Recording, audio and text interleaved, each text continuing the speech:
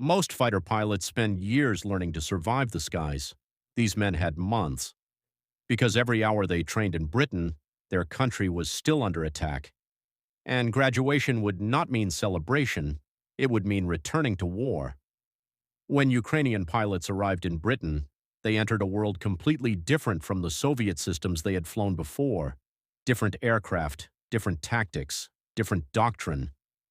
Captain Andriy Moroz had spent years flying MiG-29s over Ukraine, fast, aggressive, built for another era. But modern NATO air combat demanded something else: network integration, data link warfare, precision coordination, and time was running out.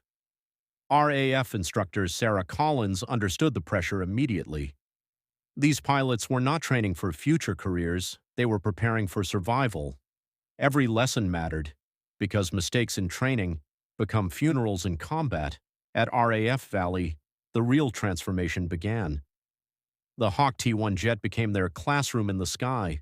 Pilots learned high-speed formation flying, aggressive maneuvering, low-level navigation, and NATO combat procedures. Everything moved faster than before. Faster aircraft, faster decisions, faster kills. The physical pressure was brutal. High G-forces blurred vision, reaction windows shrank to seconds, and not everyone adapted. Modern air warfare punishes hesitation instantly, but every successful flight brought them closer to something larger, a completely new air force, being built in real time. But modern air combat is no longer only about dogfights. Today, the deadliest threats are often invisible. Missile networks, electronic warfare, radar systems connected across entire regions. Pilots entering contested airspace may already be tracked before they ever see the enemy. Ukrainian strategist Major Oleksiy Hrytsenko worked alongside NATO planners to prepare pilots for integrated warfare environments. Fighter jets were now part of a much larger machine: satellites, ground radar, AWACS aircraft, cyber defense systems. One pilot, inside a battlefield connected by data.